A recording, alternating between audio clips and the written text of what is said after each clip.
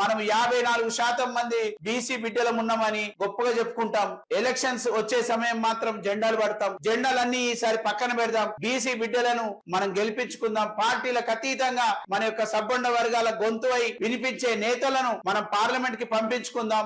ఇప్పుడు కాకపోతే ఇంకెప్పుడు అనే పరిస్థితి ఉంటుంది. నవ్ ఆర్ నెవర్ అనే స్థితికి వచ్చినాం కాబట్టి ఈ యొక్క అవకాశాన్ని చేజార్చుకుంటే మాత్రం ఈ యొక్క సువర్ణ అవకాశాన్ని మనం చేజార్చుకున్న వాళ్ళం అవుతాం. కాబట్టి మీ అందరినీ ఒకటే వేడుకుంటున్నాను. నేను ప్రతి ఒక్కరిని ఈ యొక్క వీడియో ద్వారా మీ అందరినీ కోరేది ఏంటంటే, మనం కనుక ఈసారి మేల్కోకపోతే ఇంకెప్పుడు వస్తుందో ఈ అవకాశం తెలియదు. ప్రతి ఒక్కరు ముందు మనం చులకనైపోయే పరిస్థితి వస్తుంది. మనల్ని చీ అనే పరిస్థితికి వస్తుంది. కాబట్టి దయచేసి మీ అందరినీ వేడుకుంటున్నా నేను, మనము పార్టీలను పక్కన పెడదాం. సబ్బండ వర్గాల గొంతు ఎవరైతే మాట్లాడుతున్నారో వాళ్ళని గనక మనం పార్లమెంట్ కి పంపించుకోగలిగితే బీసీల యొక్క రిజర్వేషన్ బిల్లుని మనం పాస్ చేసుకుంటేందుకు ఈ యొక్క అవకాశం మనం పోరాటానికి తెలంగాణనే తొలి ప్రాంతం అవుతుంది. ఈ యొక్క తెలంగాణ ప్రాంతం నుంచే బీసీల యొక్క రిజర్వేషన్ కావాలన్న గొంతుని, ఈ యొక్క నినాదాన్ని మనం పార్లమెంట్ కి పంపిద్దాం. దాని ద్వారా మనము పార్లమెంట్ లో ఓబీసీలకు సంబంధించినటువంటి రిజర్వేషన్ ని, దాంతో పాటు అన్ని అసెంబ్లీ నియోజకవర్గాల్లో కూడా ఏదైతే చట్టాలు చేసే ఈ యొక్క సభను గనక మనము ఆ సభలో మనము